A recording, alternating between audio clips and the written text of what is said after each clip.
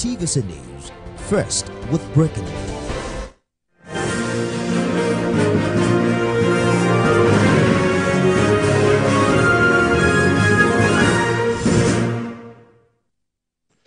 Hello and thank you for joining us on Newsweek, where we highlight some of the biggest stories that made the headlines recently. I am Marco Tabo. President Tinubu orders review of tax reform bills as Reverend Kukah Shikgumi expresses support. The FCC says Emefiele cronies acquired 753 duplex estate with forest kickbacks. And later on the show, Afe Babalola justifies suit, of course, as group plans protest over Dele Farantibi's detention. All the details in a moment. You stay with us.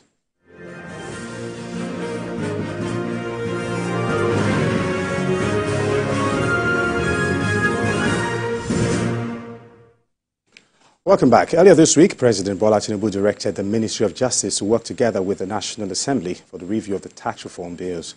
Since the introduction of the bill before the House, the tax reform bills have generated controversies from stakeholders and Nigerians on its implications on the country's economy as well as on regional development. Meanwhile, amid criticism from northern leaders, prominent Islamic scholar Sheikh Ahmad Gumi and the Catholic Bishop of Sokoto Diocese, Bishop Hassan Kukah, have expressed support for the bills, describing them as beneficial to Nigerians. Now, joining us to discuss this issue is Ola Yinka Daniels. Of course, he's standing by on Zoom. And, of course, I have with me in the house right here political analyst and legal practitioner, Justice Ojeno. Good to have you on the show. It's my pleasure to join you. Fantastic. Now, it appears the tax reform bill is gradually garnering chairs, even among northern elites. Is this to say we might be heading into a new era and abandoning our old ways if we must make progress? Okay, I think so. But we remember that the hue and cry suffered a lot of cry, particularly from the northern axis of this country, both legislatively, socially, and all otherwise. Okay. So I feel that it's shifting now. There's been some level of compromise. Even the president, too, insisted at the time when they were saying that they should be withdrawn from the legislature for more consultation. The president insisted that it should go through the legislative process. I'm also happy that the president, too, is exercising some compromise by telling the Ministry of Justice to work with the National Assembly and all other stakeholders in order for us to be able to arrive at something that is acceptable to all parties, because, again, democracy is a game of compromise. All right, Olaika Daniels, I believe we have established connection already. Now, why do you think there was an initial uproar when those shouting had not taken time to read through the bill to understand it properly? That is the challenge we have in this part of the world. Sometimes when people hear some things or people talk about some things, they don't have the full knowledge of these things. They are not perused. A lot of these people, they were shouting at some point, had not seen this law. They had not seen it in any way. So, and in fact, there was a particular senator that was speaking about it, and they asked him questions about the law. He has not seen it. Already you are, and don't forget that these people are people of influence. If you could not explain or convince your constituency, then how do you even convince your constituency if you are not informed as a leader of that constituency? So things like this happen. These people are not informed. So how do there's a saying that says, if you are not informed, you'll be deformed. So how do you inform your constituency? How do you explain to them in simple terms the benefit of this reform? So if you don't do that and you just make noise just because you feel, oh, he's going to rob on us, he's against some particular, zone of the country, and the same way is people embrace the same thought, the ignoramus thought that he has sold to them. So things like this happen most of the time. But thank God, because when this this opera came up, some of us told them, why don't you just look at these laws before you make this noise? So let your people understand what this is all about. Maybe at that, we will not have what we had. But thank God that things are changing. Then also, if you're a leader and there's some laws and there's opera from different, parts of the country against that law, I think you shouldn't be hasty to say you want to send it to the National Assembly and you want the National Assembly to just who they are just stamp it, just consent to it. All right. I think Mr. President has done a good job by listening to the people. All right, Olayinka Daniels. Instructing the Attorney General to go ahead and work with the Senate on this. All right, let me ask you this swiftly. Now, the others are saying that, look, for you to bring a tax reform bill of this magnitude to the table, it appears you are about to cause an overhaul in the whole entire system. Shouldn't there be a sort of a conference to first alert the people of what is coming? And that conference would have given rise to proper scrutiny of what the bill entails before it begins to generate, controversies with taking it to the Senate at first. Shouldn't there have been a conference organized to have people sit down and hear the bill out and see all the, antecedents that is contained in the bill before it decides to climb up to the Senate for some sort of approval? So do you think this is a fault on the part of the government of not communicating properly? Absolutely. That is, I will blame the government for that because there is what we call public hearing. Okay. So where public hearing? If you listen to the Senate President, he mentioned things like that, like if anybody have issues with this, they should. There's what they call public hearing. They should go and meet this, but they've never done that. All right. So you cannot blame the people also screaming. So what the government should have done first was involve all the stakeholders, make this available to the public, and let the public have their say about it before sending it to the National Assembly. But, this is what we do most of the time. Some people just put up some laws, particularly among the executive, the president, and just send a bill to the, somebody sponsored from the presidency, and he send the bill to the National Assembly to look at it and to just pass without consulting the people.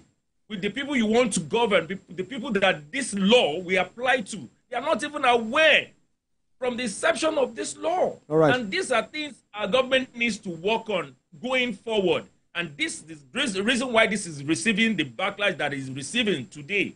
Because if people are aware, if they are, all right, thank you very much. People all right. are aware of what is happening. All right, I think we lost the connection there a bit. Now, Justice General, before we go on to the next story in 20 seconds. Now, many who have read the tax reform bill attest to the fact that it might usher in a new era where governors have to sit up and begin to think out of the box to generate income for their states. Now, do you think governors are running from responsibilities with the uproar you're hearing? Okay, to a large extent, I'm even in a dicey position. It's hard for me to actually say a yes or no because indeed, a lot of them will now have to get on their toes. I've been on roundtables before. I'm also a chartered tax practitioner. Okay. So I can say that it's a very, very hard question. All right. But some will have to, most of them, especially from the angle of derivation, they will have to actually pick up the gauntlet this time. All right, we'll take a time out now, and Newsweek continues in a moment. Stay with us.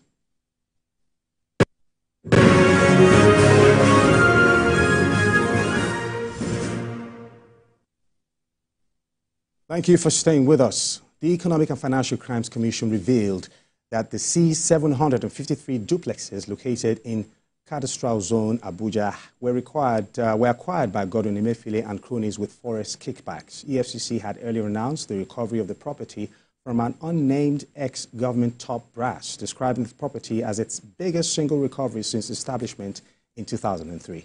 I still have Olayinka Daniels standing by on Zoom, and of course I have Justice in the House. Before I move on to Olayinka Daniels quickly, Justice, the revelation from the EFCC linking the former governor of the CBN, Godwin Emefiele, and his cronies to the 753 duplexes state with forex kickbacks.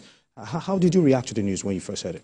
Yes, I was actually not very happy with the EFCC because they decided to treat the government official as Voldemort, the name of a person who is not to be mentioned in J.K. Rowling's popular book, Harry Potter. Why they not mention? Why they not say Godwin Emefiele and his cronies? Why hiding it? Why hiding it? We already have an idea there are billions and billions of dollars. And to even think he's already in... yes, he's already... Trial, no, so why not just say, okay, so why is it that the newsmen are having to score through court papers in order to be able to even link it up to him at all? So till today, I've not even seen any EFCC press release that says that, okay, this is the person that we got 753 duplex units from. And that's huge.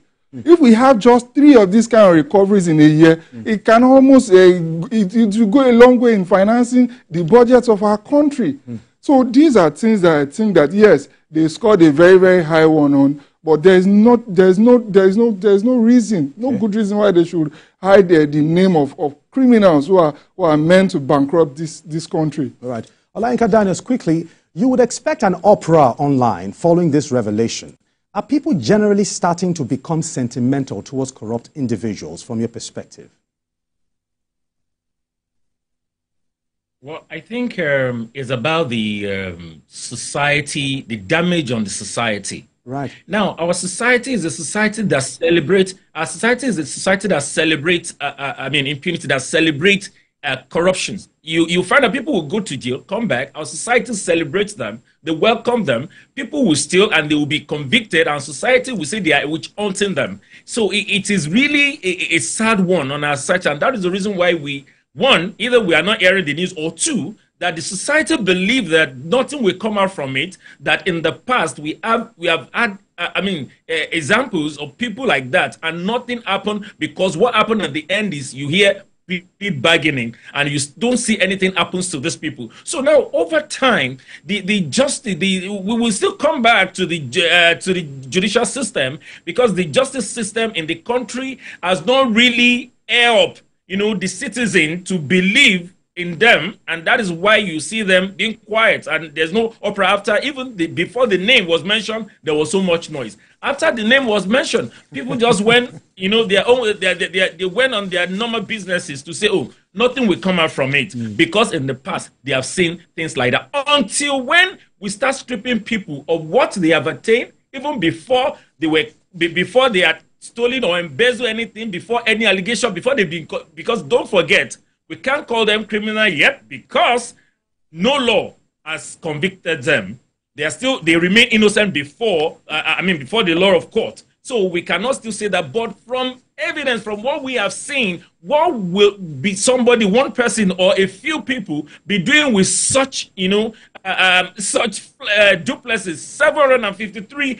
It is bogus. It is annoying. It is sad that is happening in such an economic situation that we find ourselves in the country, and a government official for that matter. Until when these people are blacklisted, when they are convicted or they have been taken to court, they get their judgment, they've been convicted, they've been sanctioned, they are blacklisted, they are not going to owe, and even the family, to the extent of their family members, not to own any political office in the country, until when the citizen and the society start praising and embracing this sort of people. Maybe by that time, people will start getting it right. All right. But at the moment, the people have lost trust in the system, because you will not hear anything. What you will hear is plea bargaining, and nothing will come out from it. All right. Thank you very much. Now, Justice Jenna, 753 duplexes.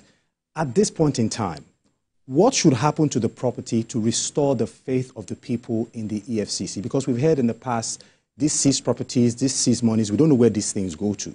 They don't make it public as to how it's been disbursed. We don't know where the properties they seize, how they auction it, how they sell it. Some people say, sometimes they sell these properties to, the people they know in the government and all of that. So with this open revelation now, how do you think this should be processed so that people can begin to see that, okay, transparency is finally back? These 753 duplexes have been shared, or the public has come for bidding and everybody is, taking over. What's your stand on this? Okay, for me, I'm even doubly happy that today is International Anti-Corruption Day. Okay. And absolutely. One of the themes that especially the EFCC chairman used was the fact that there is a guarantee that no matter everything that is gotten from this kind of scheme or from every other kind of recovery, that is going to guarantee that there is not going to be relooting of those assets. Because that's what has been happening. And that's why this country has been shortchanged. So the major way to ensure that it doesn't repeat itself is to ensure that the auction system, any way that is going to be disposed of and the revenue coming to the public coffers is as transparent as possible. It should be by independent bodies. It shouldn't be by EFCC or any sort of person that's nominated by the EFCC. I would like for retired Supreme Court justices. Independent body. Yes, that's what is of extreme importance. Otherwise, it's going to be back to square one. All right, let's move on to our final story for the day. Finally, the founder of Afe Babalola University, Afe Babalola SAN, justified his lawsuit against human rights lawyer Dele Farotimi, who was remanded by a magistrate's court during the week. The Ekiti State Police had arrested Farotimi in Lagos and arraigned him in a court in Ado-Ekiti after a petition was written by Afe Babalola over allegations of defamation. Meanwhile, the Take It Back movement convened by the former presidential candidate of the African Action Congress, Omoyele Sowore, has begun mobilization for protests in Ekiti, Lagos, criticizing how the police and the judiciary handle the matter. Of course, I have Justice Ujeno in the house, and of course, Olayinka Daniels is still standing by on Zoom. Justice Ujeno, very quickly, let's be very swift with this. Now, with the way things have played out, this is a case of defamation.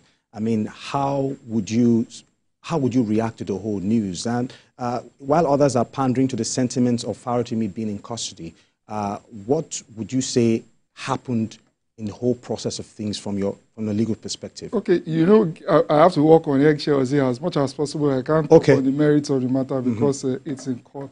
But with respect to the procedure that was employed in taking him away from Lagos, I'm not happy with it at all. I feel that the police, the way they went about it, leaves a lot to be desired. They need to be a bit more professional when matters like this actually come up, especially these sensitive matters like this. So I feel that they have a lot to do. And with respect to protests and Omoyele Sowore, as much as possible, we have to ensure that everybody has a right to express themselves, but they must restrict the rights of their freedom of expression to the provisions of the Constitution and provisions of our law.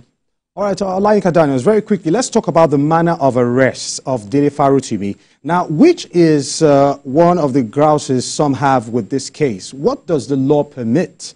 Was the police within their rights?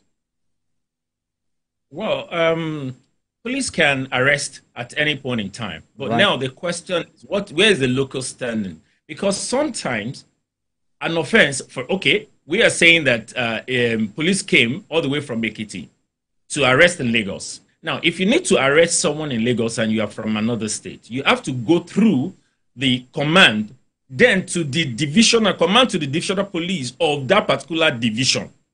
I mean, those are the ones that have jurisdiction. So there are a number of, procedures that needed to be followed as to signing some papers to take him out of Lagos. I don't know if that was done.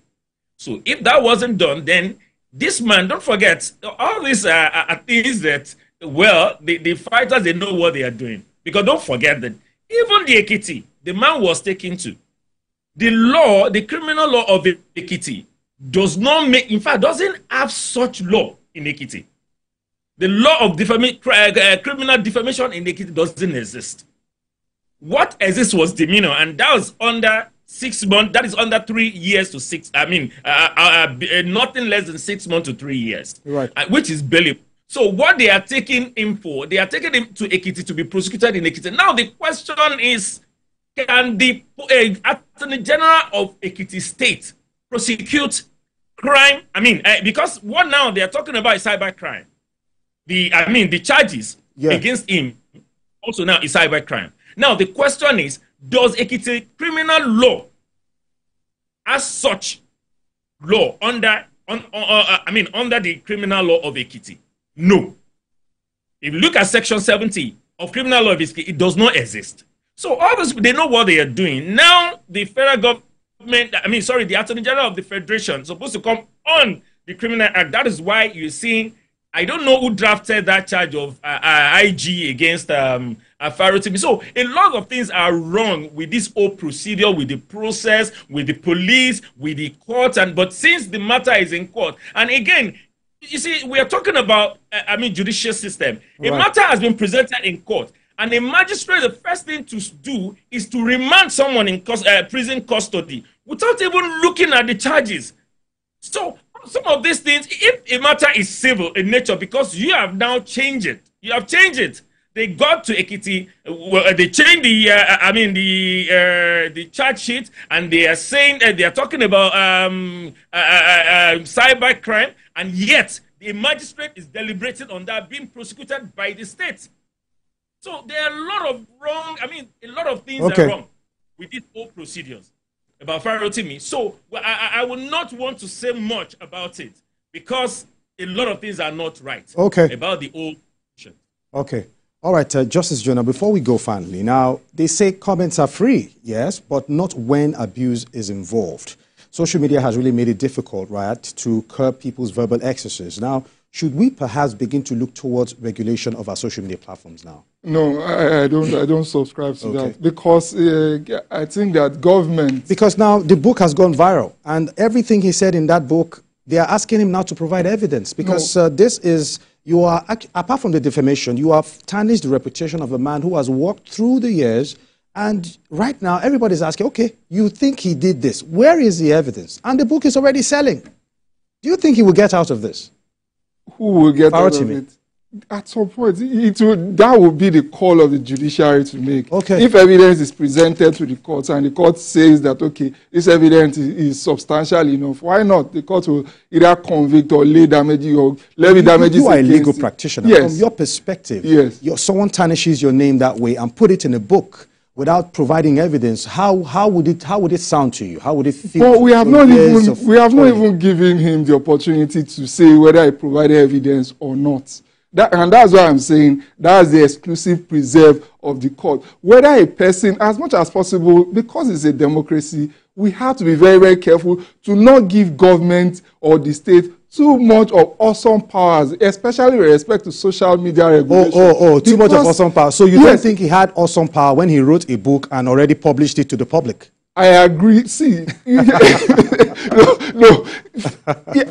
is going to have his day in court. He has actually sued Afe Babalola way before now, even in civil court. He's going to have his day in court. But our prayer is that when he has his day in court, the proper procedure should be followed. Justice, evidence, there shouldn't be anything untoward. And we'll now be sure that, okay, indeed, if he's found guilty, then he's deserving of the punishment. But if he's not found guilty, let me throw the same question to your opponent. Now, Olayinka Ola Daniels, very quickly, in 1 minute, we don't really have much time. This book has already been published. The name of Afe Babalola has been tarnished. Everybody is reading about it now, and this man has refused, to provide evidence for all the allegations he has made in the book that has gone viral now, and people are buying the book already. You are saying there's so much wrong in this situation. Would you blame Afe Babalola for any step he's going to take right now, because it appears his name and his lineage is on the line? No, well, someone that has worked so much for decades and you want to tarnish his image with just one book, of course, he's not going to go to sleep and he's not going to be quiet about it. He will put up a fight. And that is what you have seen, because if he keep quiet, they will say that he has not said anything. It means that, he's guilty of the allegations and all that. So the man has to come to rebut it, to say, no, come and prove it. And don't forget, having said that, don't forget that when it comes to prosecution, the proof lies, the honor of proof lies on the prosecution. So at the end of the day, what will happen? The police will not be able to prosecute this man. Okay. That matter will fade out in court. On the civil matter, Mr. Dele will have to apologize publicly to Baba Afe Babalola, and this matter will end. I can tell you that. All right. Thank you very much, Olayinka Ola Daniels. It's so always nice to actually have you on the show. And I hope we see you some other time. God bless you. And of course, Justice General, it's a pleasure. Thank you very kindly. All right, that's a show for today. Remember, you can follow the conversation on our social media platforms at TVC News NG or on our website at tvcnews.tv. I am Marco Taba. Until next week, goodbye.